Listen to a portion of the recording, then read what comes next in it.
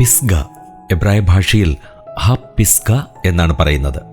നിശ്ചയോപപദത്തോടു കൂടിയാണ് പിസ്ഗ എന്ന പേർ കാണപ്പെടുന്നത്. പിസ്ഗ ചരിവ് അഥവാ അഷ്ദോത്ത് പിസ്ഗ, ആവർത്തനം 3:17, യോശുവ 12:3, 13:20. പിസ്ഗ മുകൾ അഥവാ തല, സംഖ്യാപുസ്തകം 21:20, ആവർത്തനം 3:27, 34:1. പിസ്ഗ കൊടുമുടി, സംഖ്യാപുസ്തകം 23:14 എന്നിങ്ങനെയുള്ള വിശേഷണത്തോടു കൂടിയാണ് പിസ്ഗ പ്രയോഗിച്ചിരിക്കുന്നത്. പിസ്ഗ ചരിവ് ചാവുകടലിന് കിഴക്കുള്ള മോവാബ്യ പീഠഭൂമിയുടെ മുഴുവൻ അറ്റത്തെയും കുറിക്കുന്നു.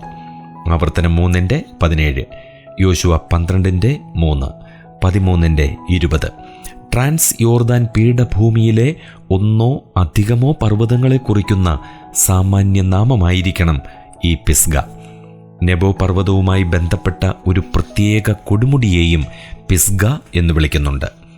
ഇസ്രായേല്യരുടെ യാത്രാമധ്യേയുള്ള ഒരു താവളമായിരുന്നു പിസ്ഗ. സംഖ്യാപുസ്തകം 21 20.